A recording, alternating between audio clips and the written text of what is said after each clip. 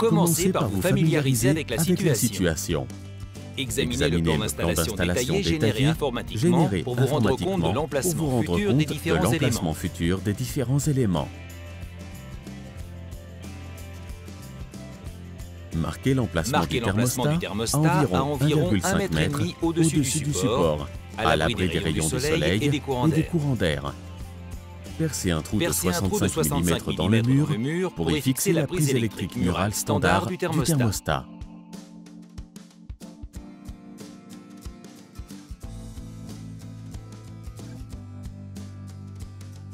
Percez deux trous sous le thermostat, aussi près que possible du support en béton.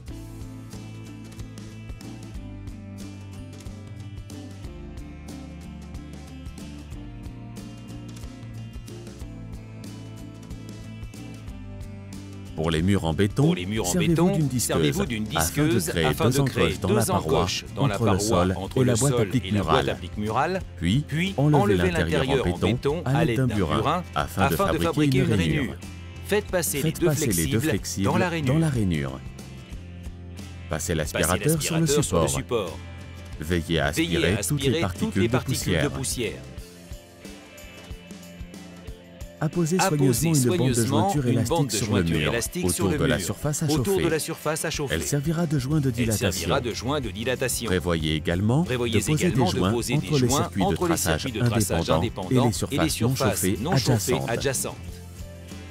Faites passer les flexibles dans la prise électrique et fixez celle-ci sur la paroi.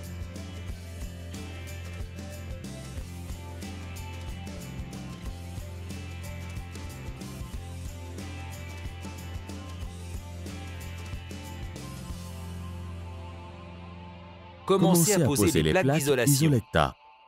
Les plaques Isolecta permettent de réduire la consommation électrique du système de traçage. Mais il est également possible, si cela s'avère nécessaire, de poser directement les trames T2 Blue sur le support en béton. Percez 8 trous à travers la plaque et dans le support. Percez en deux au milieu et 6 sur les côtés pour bénéficier d'une fixation optimale. Fixez la plaque à l'aide des chevilles de fixation Isolecta. Sur les supports en bois, vous pouvez lisser les plaques d'isolation à l'aide de rondelles à la place de chevilles de fixation. À la place de chevilles de fixation.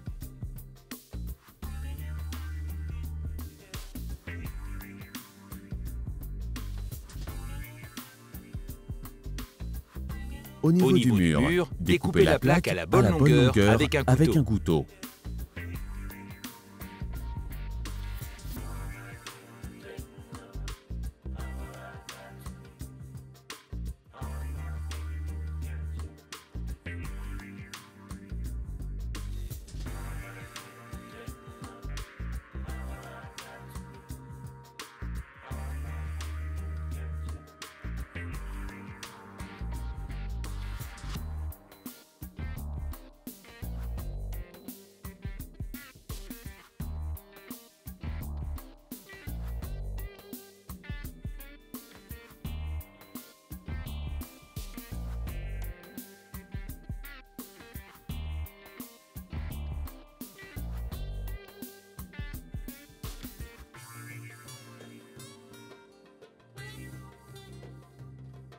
Continuez à poser les plaques Isolecta jusqu'à ce que toute la surface en soit recouverte.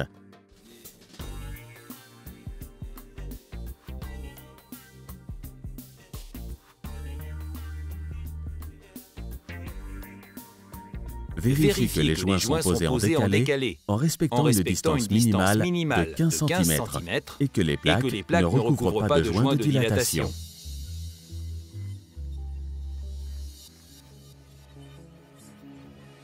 Contrôlez la résistance d'isolement du ruban chauffant avec une tension minimale de 500 volts. Nous préconisons une tension d'essai de 2500 volts.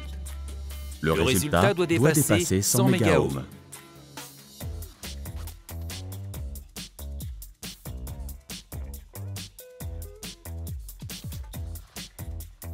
Indiquez le résultat du test sur le formulaire de mise en service.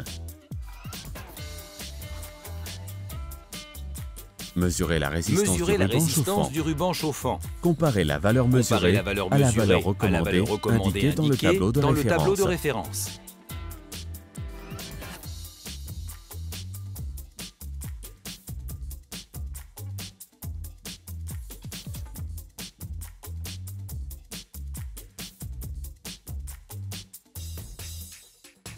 Fixez une bande net-bande sur les joints afin de prévenir toute tension sur les couches supérieures.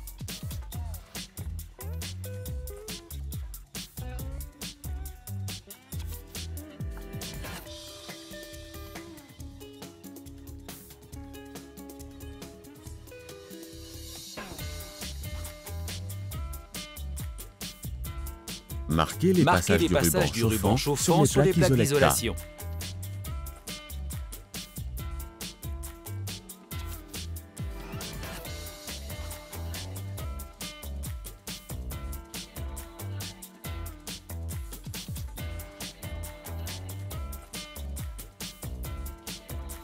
Introduisez, puis faites glisser la sonde de sol dans le flexible.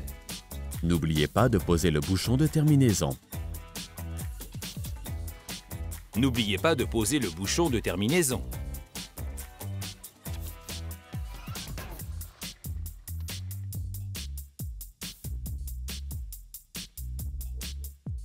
Collez le flexible sur une plaque d'isolation entre deux passages du ruban.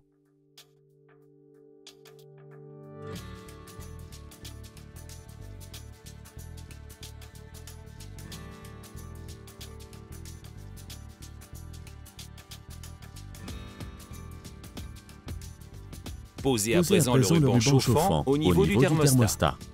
Faites passer une extrémité du ruban chauffant dans le flexible vertical en direction du thermostat.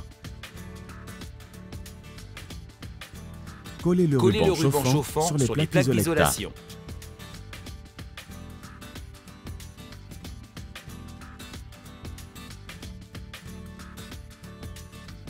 Manipulez avec précaution la jonction entre la sortie froide et le ruban chauffant.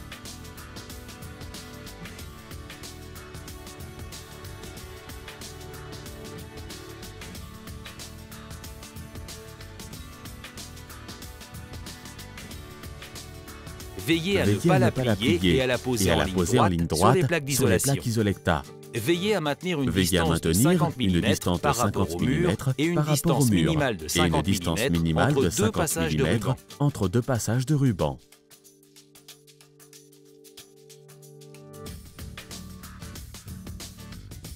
Continuez à poser le ruban sur toute la surface à chauffer.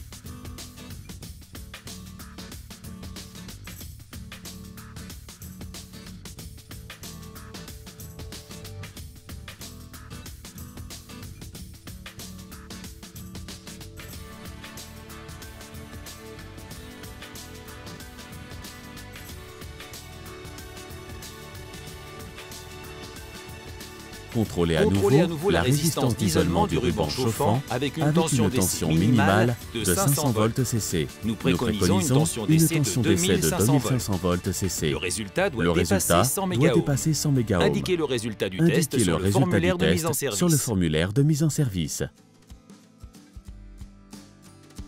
Mesurez la résistance du ruban chauffant et comparez la valeur mesurée au tableau de référence.